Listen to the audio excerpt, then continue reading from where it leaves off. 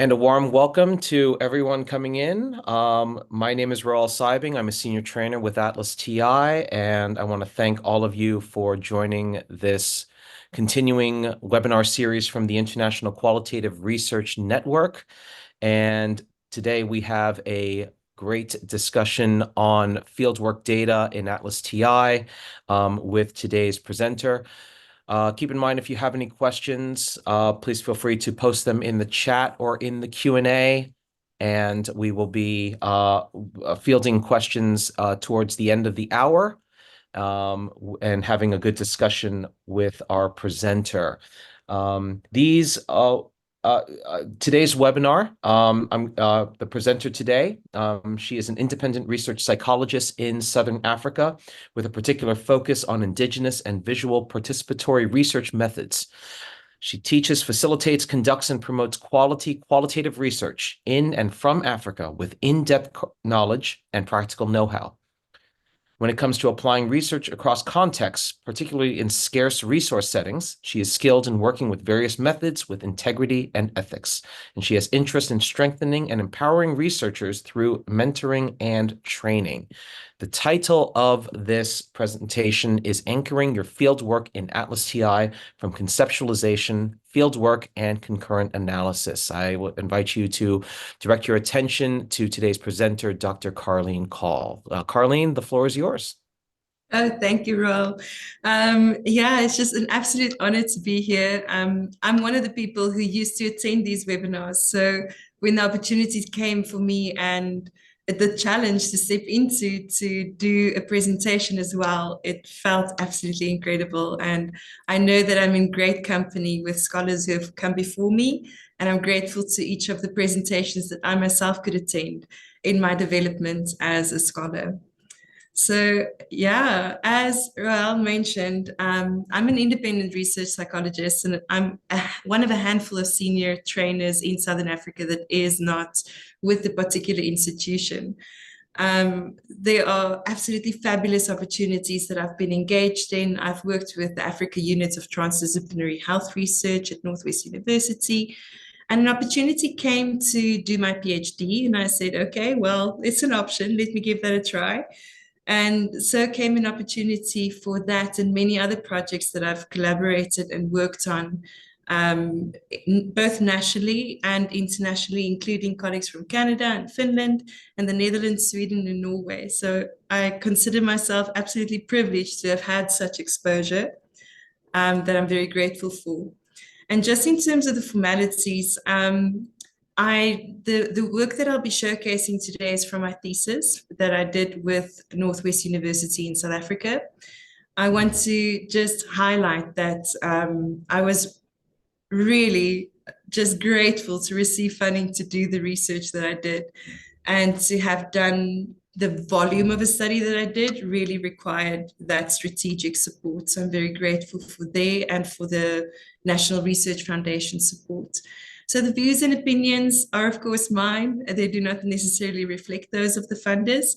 And I will use selected examples from my thesis to illustrate how a case study methodology was compiled to showcase the positive grade 1, that's first grade of school, that formal schooling that children go to, now they transition despite disadvantaged contexts, and especially how their resilience in supporting social ecologies enable and facilitate their resilience. So just as an overview, I will highlight some of the ways in which I think qualitatively with ATLAS in mind. I will also make some considerations in how I conceptualized my data gathering and the choices that informed the work that I did, how I mapped that work in ATLAS.ti, as well as showcasing how I used some of the tools. I like to refer to it as the mechanics of ATLAS, the tools and the functions, how you contain, control, refine, apply, explore, and trust that audit trail that you built up to eventually support your interpretations. So there will be time at the end for questions, reflections, and ideas. And I will also be showcasing a lot of the work that I did in ATLAS by screenshots, just to keep it streamlined for the purpose of the presentation, And any questions on where exactly I got it in the program and how I did it, there are some screenshots to illustrate that, and I will definitely showcase it towards the end of the session. So the core of how I conduct research is really to consider the principles for qualitative research. And I use the principles from Tracy.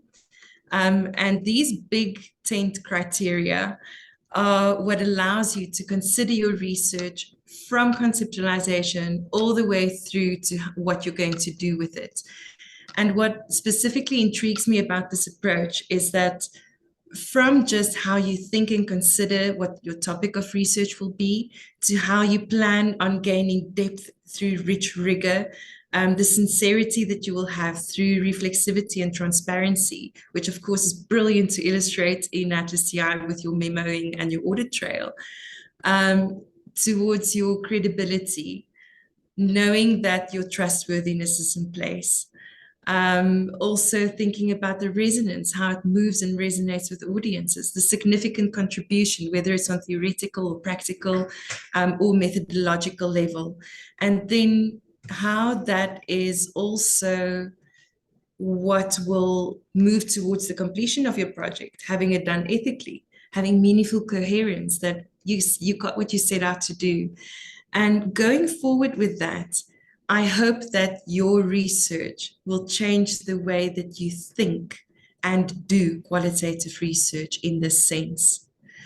In terms of how I then map what thinking qualitatively would look like within ATLAS.ti, at its core, your work with Atlas will have some sort of flow that you can map out and you can consider in certain practical or preparatory steps. So when I mapped my fieldwork, it helped me to consider, okay, access and licensing, how my data is prepared. When I start a new project, is my data sufficiently prepared? Are there any things that I need to take care of in terms of the anonymity of transcripts, how I need to prepare it for analyzing in ATLAS.ti, especially if I'm using focus group analysis, where your structure in your document influences how you're able to analyze it later on. And from that, starting a new project, you can then add data sources. From adding your data sources, I would always encourage you to really know your content, even though you can use more modern tools that allow you to get like a quick overview of your data set. Know it and then start coding. And that is a concurrent analysis process in which you can add more documents and continue with your coding. The iterative analysis processes that I follow is that I keep on coding, I manage my codes, I refine my code book, and I keep on in the cycle of, do I add more documents? What preliminary results am I getting? Do I have enough data? Or if you follow that particular mindset, do you have saturation? So how do all of those things plug into reporting on my findings? So yeah, the idea was to have the structure and the flow and to map it out in a way that is easy to follow, which meant that when it got to the case study methodology that I compiled, I had a case, or 5 to be exact, 5 cases that included a child as a primary informant, a parent and teachers and siblings and extended family, and even additional staff from the schools as secondary informants. And besides my empirical work, I also relied on literature. So this was absolutely essential and key to understand and know, what am I going to be putting into ATLAS.ti so that I can prepare in advance. What this meant from a literature perspective was that it was easy enough for me to draw the articles in PDF form into ATLAS.ti, divide them into different groups, rename them when necessary so that I could easily refer to the authors and the year of publication in particular. And then for my other document sources, it was important to consider whether the drawings, the interviews, the photos, videos, and even maps that I would make would then compile well in Atlas. And the document manager is a super container for how to organize and structure your documents so that you can then later on compare within a case and also across cases. So in this instance, it meant that I wanted to understand what adult voices would be saying. I wanted to understand what children would be saying using the various methodological approaches. And then also to understand a holistic case within itself. So for each of these groupings, I would have a different set of documents added within it. And I had the same documents going into more than one type of group to help me organize that. So just by using a document manager, you can already structure your fieldwork. You can easily see where stuff needs to go once you gather that information. You can also notice if you've gathered information in one setting but not another, and double check yourself and have these checklists for yourself where you can say, okay, done that, sorted, move on to the next case. And if you have cases happening concurrently, you can ensure that you have all of the cases with the same method, for example. Then, as well as just having it organized, the data management within ATLAS.ti also helped me to contain and control the information. It helped me to refine ways in which I was busy looking at the information, whether it was feeding back into follow-up questions with participants or noticing what I perhaps left out or missed while I was in the field. And it really happens. Especially when you listen to your own transcripts while you're transcribing, you're like, oh, how did I miss that? Or why did I talk over my participant in such a way? Or why did I pop in that leading question? So these are absolutely things that happen no matter how skilled you are. And the more practice you become, the better it is to support yourself. But by noticing it and refining those in-field questions while I was busy with my analysis, I was able to ground myself really well. I was then able to go and apply it outside of ATLAS.ti and to explore what I already have. The trust that you build up with knowing that your understandings are grounded in your data is absolutely invaluable. I cannot imagine going back to a system without ATLAS.ti where I would not necessarily have the numbers and the figures. And I know as a qualitative researcher, that sounds a bit strange, but it is absolutely essential to rely on these tools within the program and do it alongside your field work so that you can reveal and follow up while you're in field. It also helped me to link existing analysis with what I'm motivated in terms of going forward from there. So what I'm going to do first is to just showcase for you what it looked like in terms of illustrating the gap within literature and how that led to different directions and particular directions within my empirical work. So from my thesis, I have this illustration that when I analyzed my literature, I followed particular strategies within ATLAS.ti. At a core level, the analysis process itself is like a few steps. And then within ATLAS.ti, you can use multiple strategies to align with each of those steps. So whether you're adding descriptive or open codes, whether you're capturing basic content codes, whether you're just flagging areas as quotations so that you can then later on access that information, or whether you go to a deeper level of understanding where you want to explain code-code relationships and understanding what you're looking at. So in its essence, I had a descriptive level of analysis where I wanted to understand where these studies were conducted, how were these studies conducted, with whom, in which settings, what risk factors did they consider, and in which areas, which resilience processes, if any, did they identify, and who were involved with children's resilience.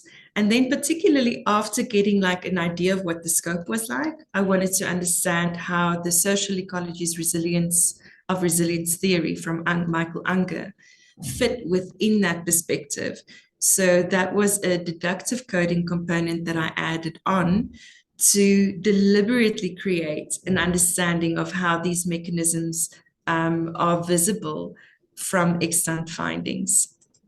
So in terms of where the research was located, and I absolutely love the mapping tool in ATLAS.ti, It literally meant going to the Home tab, adding a document, a new geo document, and literally mapping where it was, and creating codes for each of those locations.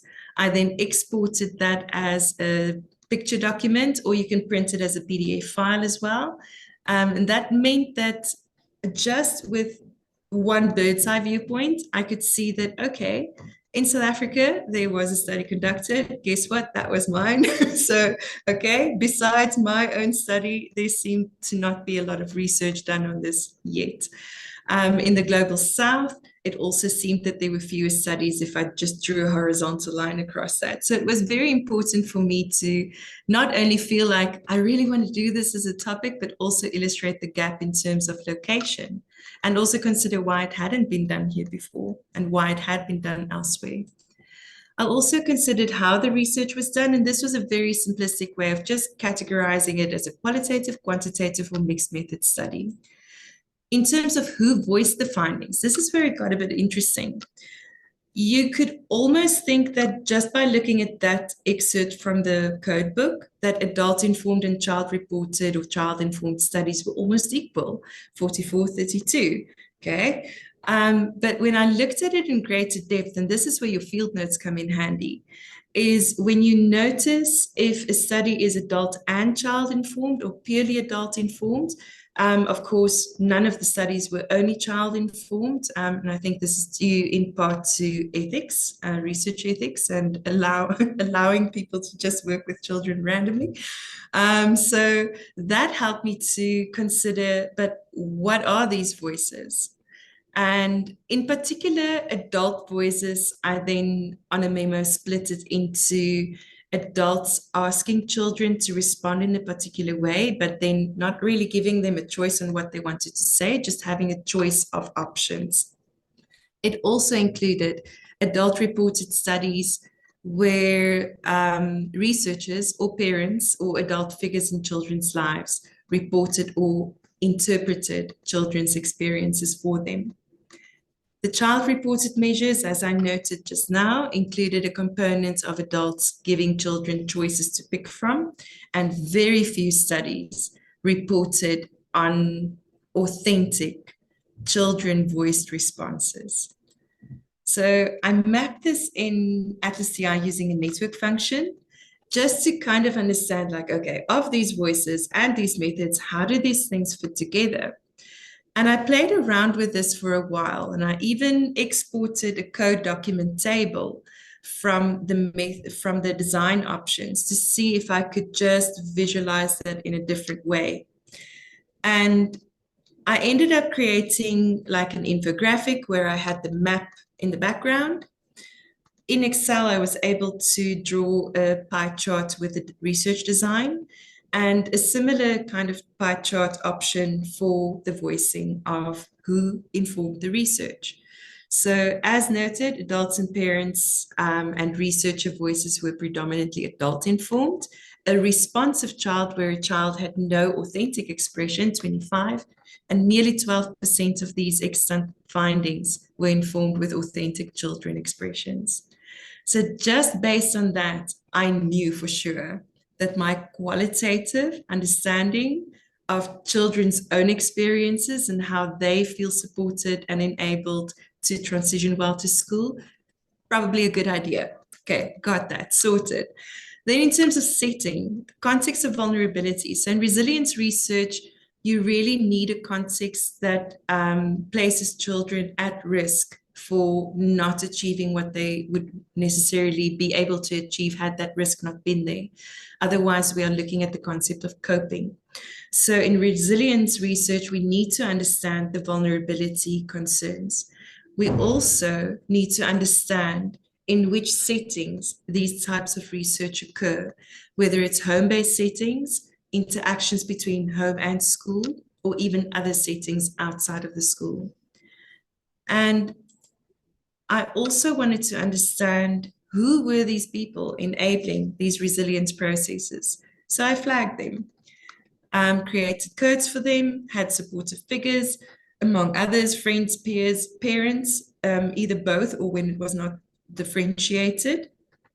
a parent maternal or paternal, whether it was a researcher or a professional, a sibling, or any other kind of stakeholder, and a teacher.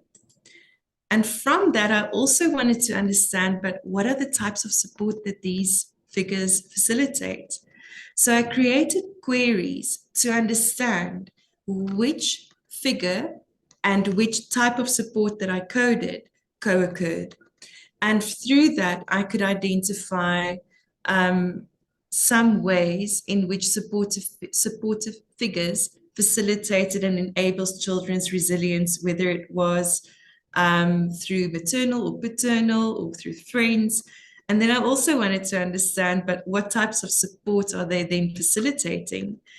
And Unger's mechanisms for the social ecologies of resilience theory stipulated as access to material resources, supportive relationships, developing a desirable personal identity, experiences of power and control, adherence to cultural traditions, experiences of social justice, and experiences of social cohesion with others.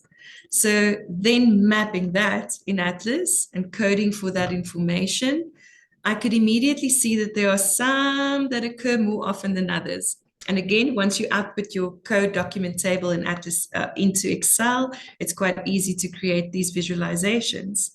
And just by looking at the groundedness, it seemed that supportive relationships were key. But then, okay, that makes sense. They're enabling and facilitating resilience. And again, you have to query in what way, how.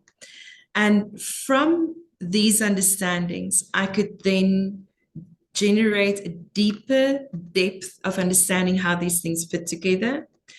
And this meant that I could understand that material resources were used to promote social justice and equality. Something as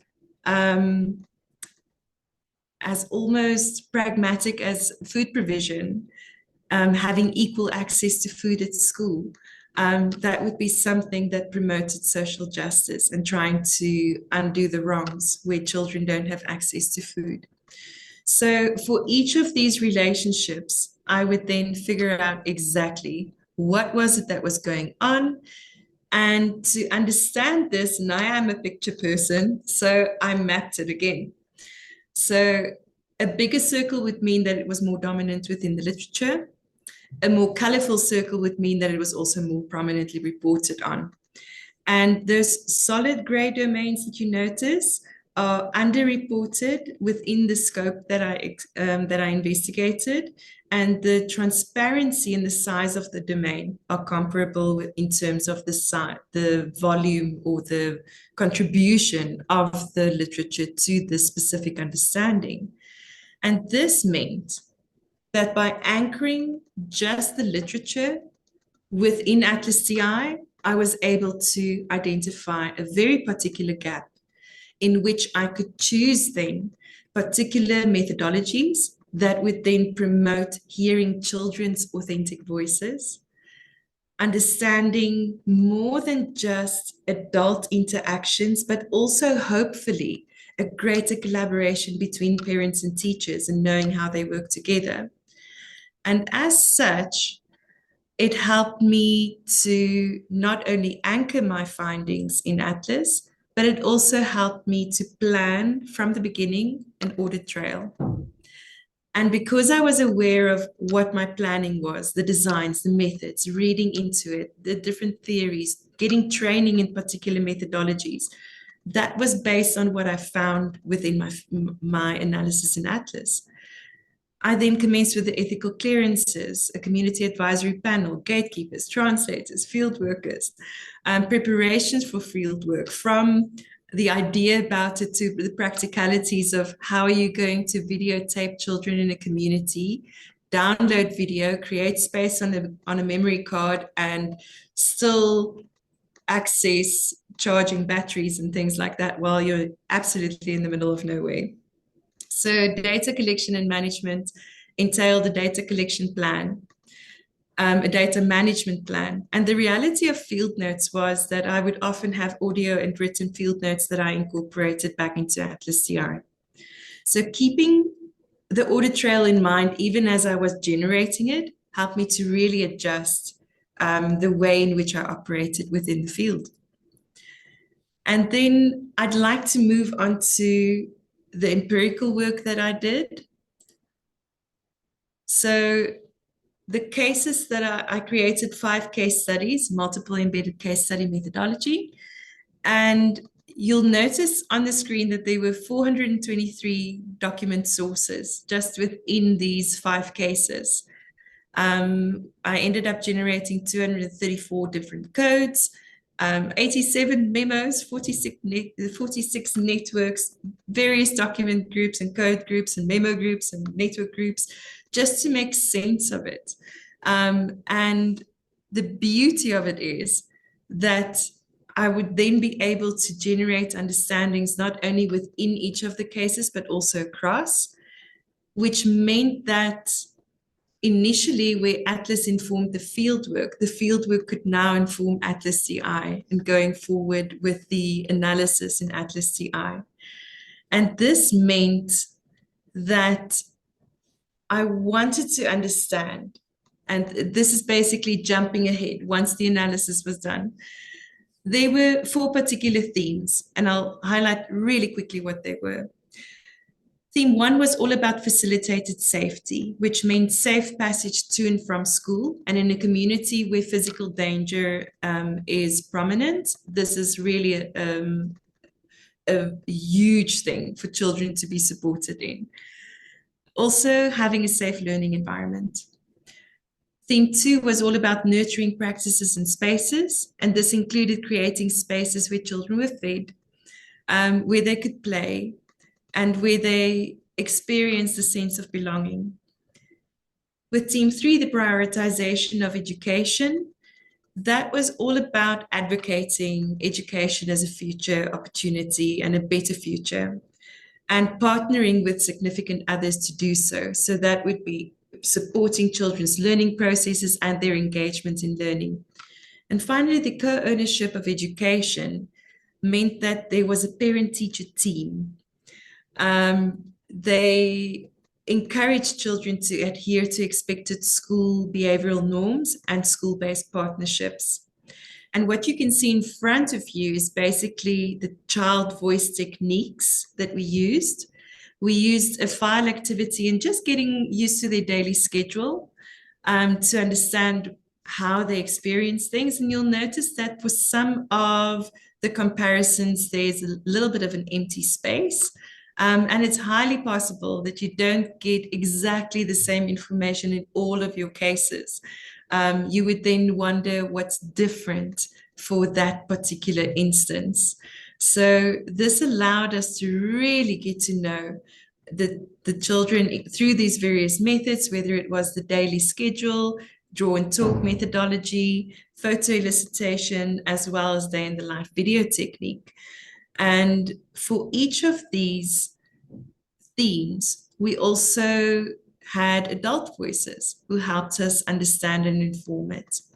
So from ATLAS.ti, I was able to export my code document tables in such a way that for my theme groups and my document groups, I could see to which extent adult voices were informing my particular themes, whether it were parents or parent figures, extended family members who also joined the conversation, or teacher interviews, and later on a teacher focus group. You'll also notice that I had supplementary voices down there. And this included research of photos, additional interviews, a photo transect walk, and all kinds of additional little bits of information that you gather as you go along. And this was informed by volunteers, expert interviews with principals and subject specialists within the school staff, and my own photos and reflective notes. And what this meant was that I could gain literally a picture into things that were not necessarily noted by participants, but had an important impact on understanding why safety, for example, was such a huge concern. Just by looking at the top right of the screen, you'll notice the burger bars, the safety gates, the security gates, and from the outside it can look quite domineering, but from the inside it's a safe space. It's a space where children could be children. In the left, underneath the transect walk heading, you'll notice the little foyer, how they try to make it pretty, make it beautiful and child-friendly. Just outside the building, underneath that photo, there is a leaky drain. And this school was one of many who had had extreme delays in maintenance from government-supported initiatives. And things like this would be a potential health hazard for children who were playing in the ground. And then on the opposite end of the spectrum, you also have this beautifully resourced container that was donated as a library. So understanding that this is a community of absolute opposites and how these children and their social ecologies navigate their resilience processes became evident from these experiences. So while we were there, I also took some pictures of the ongoing renovations, and the screenshot from the video illustrates a classroom in which we had just finished our data gathering using the day in the life video technique. And the very next day, that classroom was being packed up for renovation. Now imagine children being dependent on posters on the wall, children needing to know their space within a classroom. It's the foundational year of starting school, and they're being disrupted and displaced into shared classrooms with similar challenges regarding the construction. And yet teachers are very creatively using chairs as extra tables, really trying to go to all extremes to support these children throughout the year. And this particular challenge was that these renovations then occurred right before a huge standardized national assessment. So anyone who's ever done assessment in education settings knows that children need to feel safe, they need to feel relaxed. These additional stresses make it extremely difficult for them to focus on their schoolwork. And yet, by having supportive teachers, they navigated this journey, and they could not delay any of the renovations because then they would be last on the list again, a list of many. So I ultimately transferred many of those ideas to ATLAS.ti using a memo system. And I organized these memos into different things, whether it was for the initial case selection indicators, any code reflections. When I think about, should I start a new code for this? I saw this in the daytime, unsure, I'm just flagging it. As well as additional risk challenges, methodological notes, thematic development notes, theory notes, any other ideas that I had that I just put together and would hold it there so that I could later access it. So in the end, basic functions like these helped me to really ground my understandings. And it also helped me on a thematic level when I started creating these networks. And I would initially create like a huge network, and it's like, okay, facilitated safety. And then it's like, okay, no, I need to break it down into its 4 components. So for theme 1, I would end up having 4, for theme 2, 10 networks, and so forth. So it really helped me to distill the information and to really flesh it out and make sure that I also attach the right quotations and the right information to it. And it meant that I went from this masses of data to useful displays.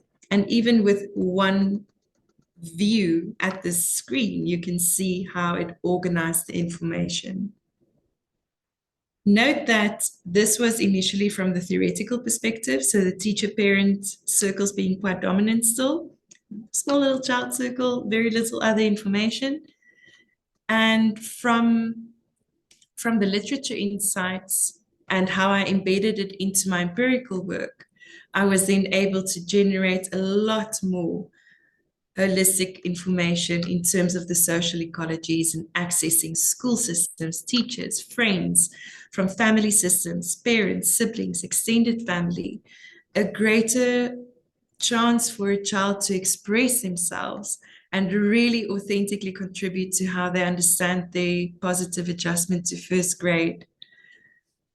And yeah, without ATLAS.ti, that would have been quite impossible. And from previously limited output, I was able to visually just showcase how it came about that I informed not only from a methodological stance, but also theoretically, the understandings that we have about children's resilience when transitioning to school. And ATLAS.ti became probably my greatest conversation partner. I would be able to interrogate the information, to ask questions, to try different things with the click of a button. And if something didn't work, try another button. So with all of that, my understanding became really grounded in what the participants were saying and how I reported on it. And it really changed my perspective. I quite enjoy the works of Brene Brown and how she encourages you to think differently about challenges and what would change if ATLAS.ti was a vehicle for growth and change rather than an obstacle or a tool to use to get your dissertation done. So yeah, there are some selected references that you can have a look at and my contact information. And I'll leave that up for just a little bit and then we can go into the Q&A. And there's some time for me to illustrate something in ATLAS.ti. If you have a burning question or want to know how I achieved something, you're more than welcome to post that. I think I'm well within my time, which was one of my greatest aims for today. So, Roel, thank you. Oh, it's my pleasure. Please share your reactions to Carlien's presentation today. Hopefully, we do have some feedback that it has been extremely insightful. So thank you for that. We'll take the rest of the time this hour to do our discussion. So please feel free to add your questions in Q&A. Or in the chat, either one. Q&A Yeah. is meant to be anonymous, so if you want to, if you don't want to share your name, not a problem. And if you want to have a discussion directly with your name, you can add your question in the chat. We'll go in order. So first, Diana Martin said, I think we're going to need you to go back into screen share. Would you please share Okay. how exactly to access the mapping function? Yes, yes, yes. I was hoping someone would ask that. So let me just go back into screen share. I love a mapping function. It is so useful. I think it's something that we don't highlight enough. And well, qualitative research is mostly text-based endeavor, but there's so many other features in ATLAS.ti besides the text Okay. features.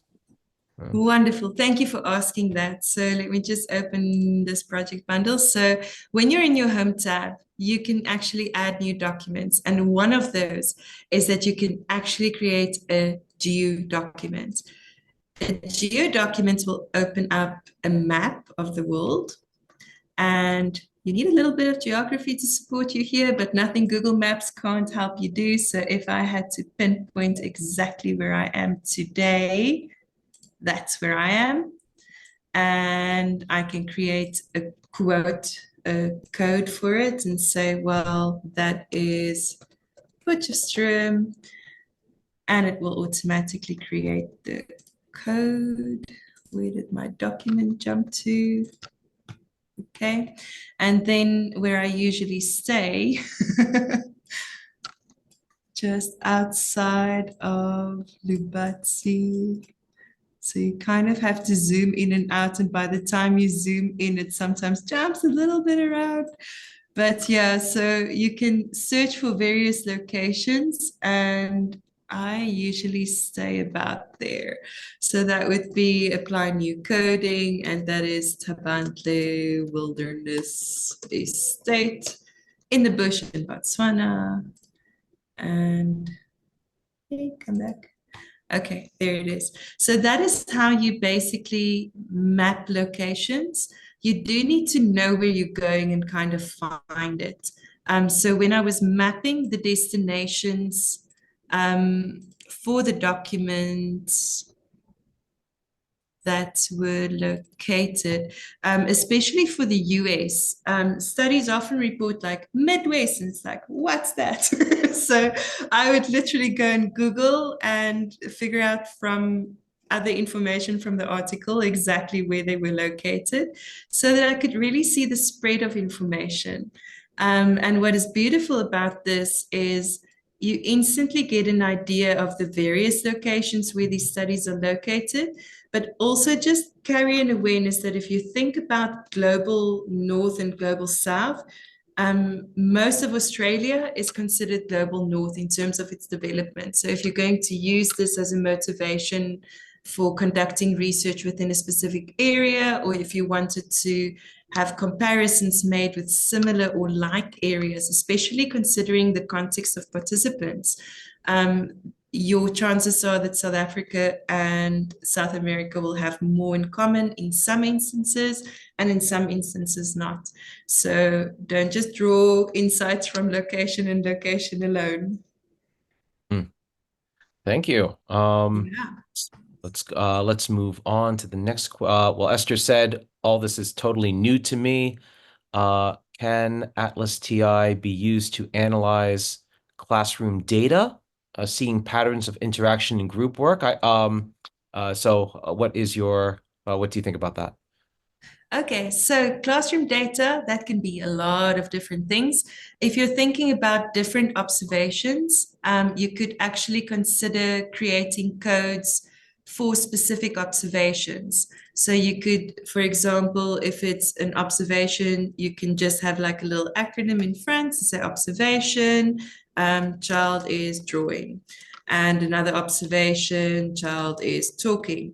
Whatever the case may be for something that you want to access from it, chances are that if you use the structured observation, you can make a structured list of codes and you can create codes for that.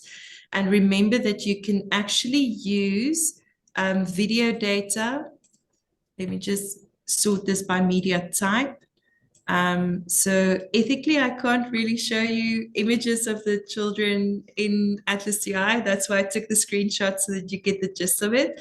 But without showing you a preview, you can see that these media files are images. I also included, there's a lot of images, a lot of photo techniques, a lot of videos. So I took a lot of images, stills. There's text, there's video. So all these different types of sources you can code for in Atlas. So if you have a video that you want to analyze for structured classroom observations, remember there might be pedagogical elements, there might be teacher elements in how she or he approaches the teaching environment. So just be aware that you can code from a lot of viewpoints, especially in classroom dynamics. All right. I Thank hope you. that answers your question. Oh, it's the challenge. It's a broad topic. So how do Yeah. it's going to depend on your research question specifically. Yes, Esther that's has very another true. question. Oh, sorry. Yeah. So Esther has another question. In the transect walk photo, is this a school, community center? Maybe you can just, if you can, it's in your PowerPoint presentation. We had Yeah. pictures. Would you like me to open it again? Yeah, let's see if we can take a look. Okay. Yes, transect walk. So maybe is this a school, community center? If not, if you can This is describe. a school. Okay. This is a school. It's enclosed within a high wire fence going around it. Mm, Across the school is a local shebeen, which is a bar mm, that people go to even during the day. And in this community, you have a lot of community violence, a lot of theft, um, a lot of challenges. sure. It is a very low income community, and the school, regardless of how refined or unrefined it looks, is a beacon of hope for many. Across the school, there was a playground that was a government project of some kind, that they installed a playground outside. And this became quite problematic because children would play during school time, and not be at school where they had supervision and safety. So they would then close the playgrounds during particular times, and it ended up not being used for what it was intended, and it didn't bring the sense of joy that I think its creators initiated or intended. So with any of these types of settings, you need to understand what it looks like on site, around the site, and you need to understand the dynamics of the community and spend time in it. So this was a project with data gathering and analysis spanning over 2 years. Hmm.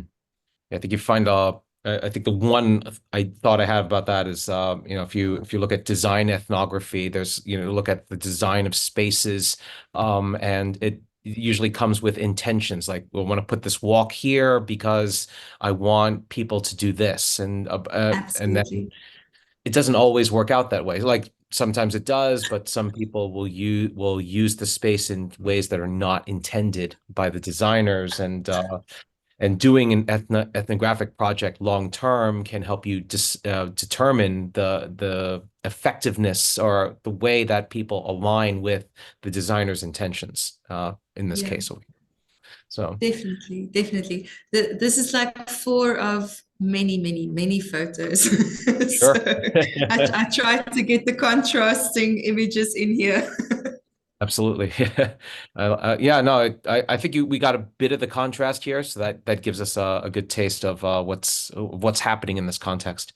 Yeah. Um, moving on, Omid says, do I have, let's see if I can, Omid says, would you please share how you assess the validity and reliability of your data or findings?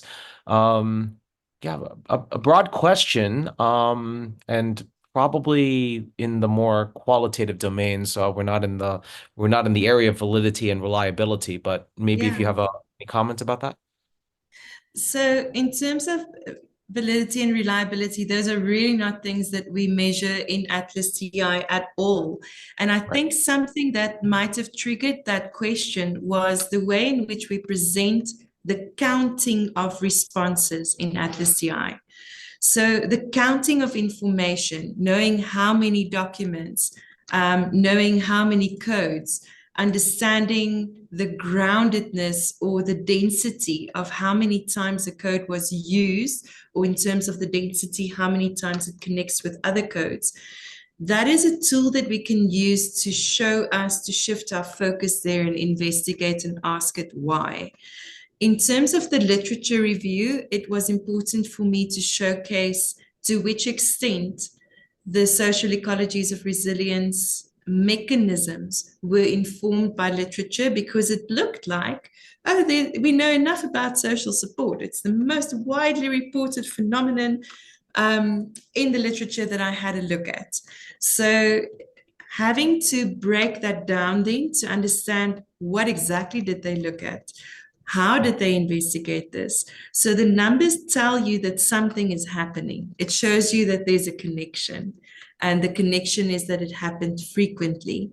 And your job as a qualitative researcher is to investigate the reason for those patterns and also to differentiate the underlying dynamics. And one of the easiest ones I can think of was the whole instance that child and adult reported measured seem to be on quite equal footing. Like, wow, it's almost equal. We're okay. No, we don't need to investigate children's responses. They reported. And by looking at the quotations of what that meant and really reviewing each of those studies, I was able to distinguish and say, wow, it might say that it is child reported, but a child did not express themselves. They were asked to choose an option in a Mhm. specific method. So those are the ways in which we use numbers in qualitative, but not necessarily validity and reliability. That would be Yeah. outside of my scope as a qualitative researcher. Yeah. Well, I think that there's a place for it. There's a place for these very what would I say? My advisor would say chronotype one, Yeah, very um objectivist kind of terminology in some qualitative domains, but when we're looking at observational data and when we're looking at trying to make sense of qualitative data in an unstructured way, the yeah. discussions of reliability and validity don't necessarily match what we want to do with the research. Mhm. So, um, Yeah. And that role is also why I prefer using Tracy's trustworthiness, the quality criteria for qualitative research, and the credibility options that you have within that framework is to either use triangulation or crystallization. And crystallization, a concept coined by Laura Ellingson, is much more than just looking at the criteria for quality research. It's really in how you create this multivocality and this multidimensional understanding of a single phenomenon through more than just triangulation of methods or triangulation of analysis or researchers. exactly. So, for those of you unaware, if you go on Google Scholar, I believe, if you search, I believe the name is Sarah J. Tracy. Yes. The article or the She's article that on my I reading list. qualitative, oh, sorry, Yeah. qualitative research. That she has a set of criteria for what makes good qualitative research. So Absolutely. I'll yeah. quickly copy and paste the reference if I can. Yes. Wait. I Um, yeah, I can do it. believe. Yep. There we go. If you can enter that in the chat, that would be. I believe you're entering it into the chat. Yep. All right. There you go. Excellent. So that's the exact. It's one of my it's one of the it's one of the foundational papers that I use for my dissertation. So Absolutely. yeah. Let's take with the time that we have left, Diana. Next question from Diana. I noticed that the documents folder contained more than 400 documents. Do you have advice how to optimize the analysis of such a big amount of literature data? Have you used any automatic analysis tools? Okay, so great question. I wish automated analysis tools existed when I did this. This analysis was conducted within ATLAS.ti version 8, and I managed to transfer it to the newer project bundles each time ATLAS.ti updated. So I'm very curious to actually go and try it. The thing with the automation tools is it depends on the language use of your document sources. So within this particular study, the literature would be easier to analyze with automation tools necessarily than the responses from the participants. And the reason being that the transcripts are much more fragmented. You're working with children, so you go through a lot of nothing and then something and oh, look at what you're doing. Okay, what did you draw here? And they're like, yeah. And after a while, they explain to you what they did.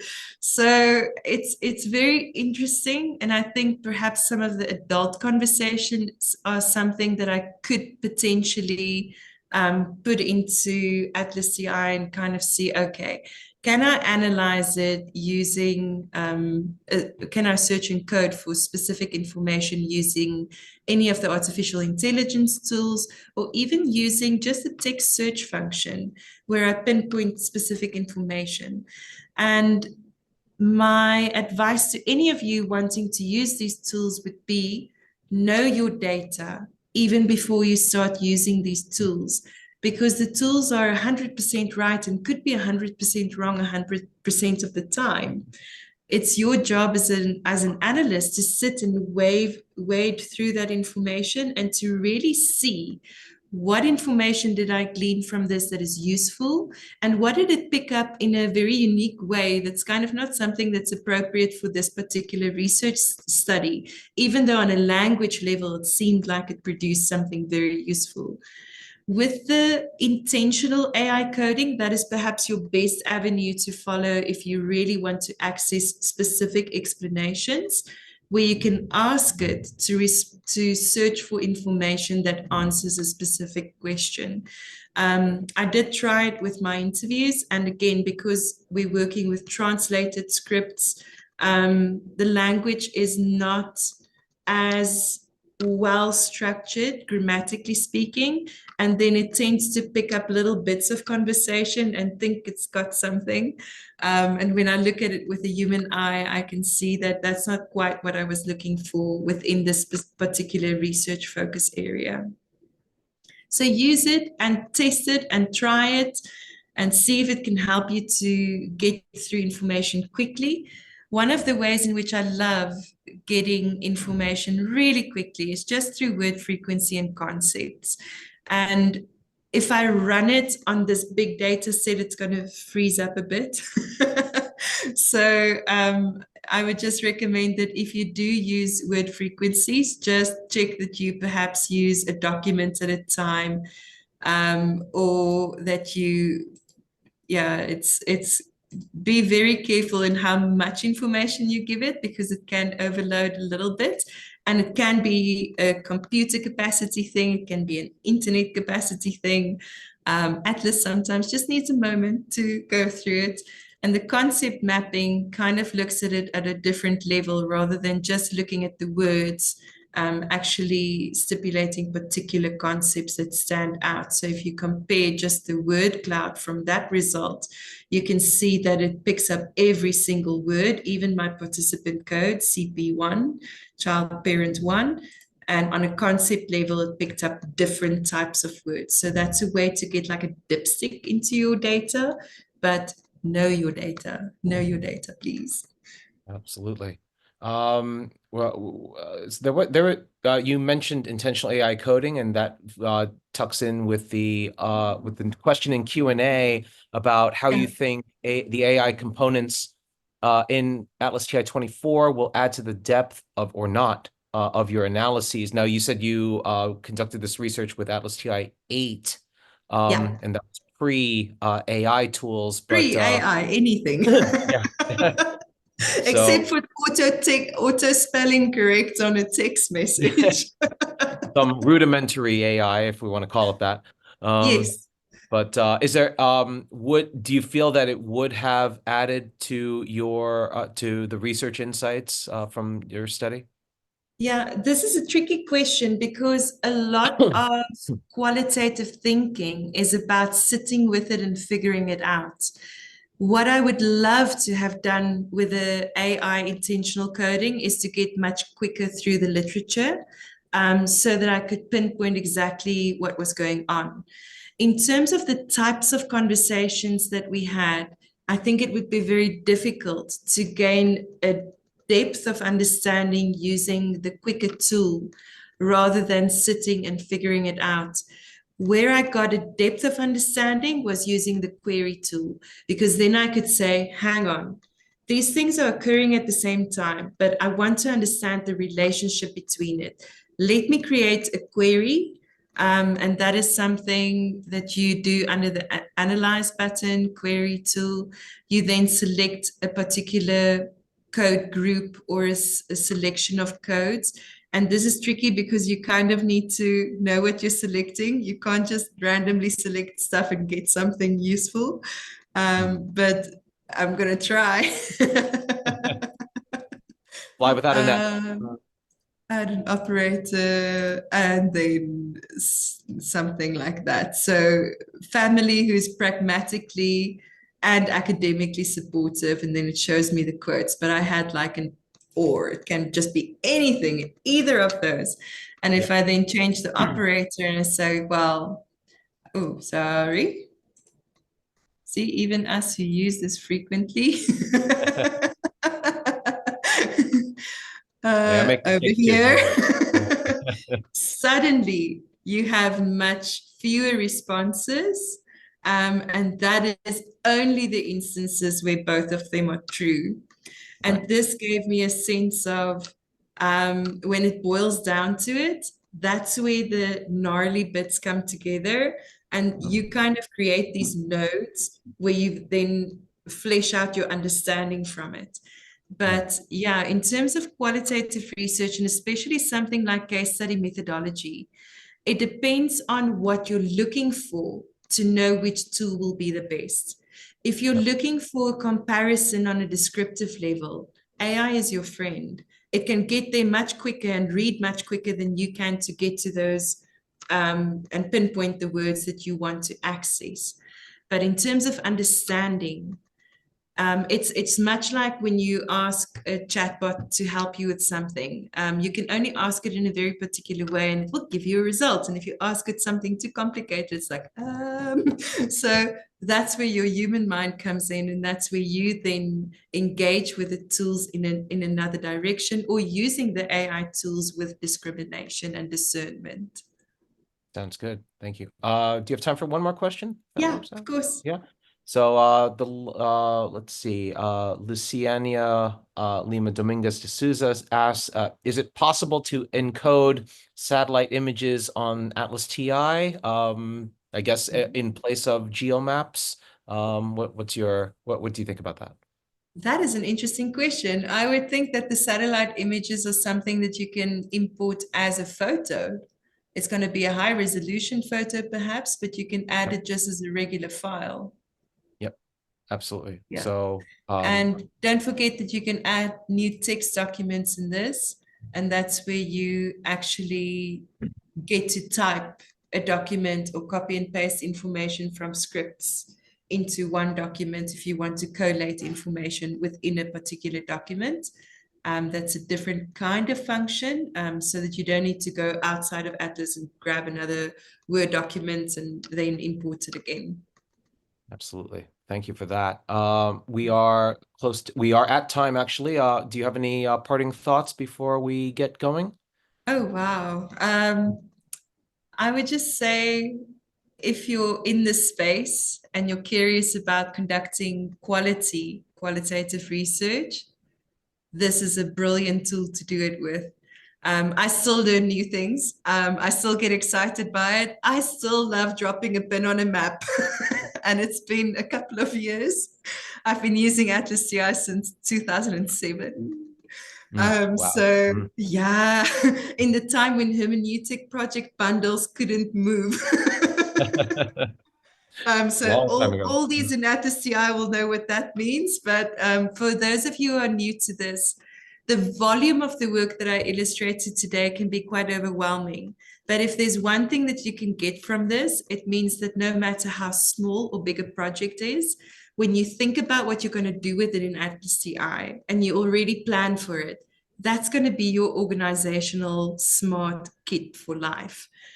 So really just embrace it. And I hope you have a wonderful time in learning to play with it and continue to enjoy it and have fun with it. And I'm looking forward to hearing some more. If you have questions, you're welcome to pop me an email. I'll just type it in there. Or if you're in Gmail, then you can just email me. So Absolutely. you're welcome to pop me an email. I do live in Botswana most of the year, and we have no mobile reception. So I literally live in the bush. We do have great Wi-Fi. So I do connect from there as well. So I'll be able to respond to your emails. And thank you. Thank you for a wonderful audience, some excellent questions. Roel, I'm just picking up on some of the comments here, and it feels really good. So A thank you. You lot guys of are absolutely incredible. I really appreciate you for showing absolutely. up and sharing your time with me. A lot of good feedback, people who are inspired and people who found this very insightful. Oh, So brilliant. really want to thank you. And thank you for everybody who submitted questions. Didn't have time for everybody, but this shows we had a great discussion today. I want to thank Dr. Carlien Kahl for a wonderful talk, and hopefully you found it useful and you can use it for your qualitative research, whether you're using ATLAS.ti or not. Hopefully you are, but hopefully the insights today will be useful for your research. That is all that we have for today. We have other webinars on the schedule for IQRN. Please search the IQRN website for our upcoming webinars. They are free to join, just like this one. And you will find other previous webinars from IQRN on the ATLAS.ti YouTube channel. You can find that through the ATLAS.ti website. But for now, we have to say goodbye. I want to respect everyone's time. So my name is Rural Seibing, Senior Trainer for ATLAS.ti on behalf of Dr. Carlien Kahl. Thank you for joining this webinar, and we will see you again next time. Thank you. Thank you, everyone. Bye.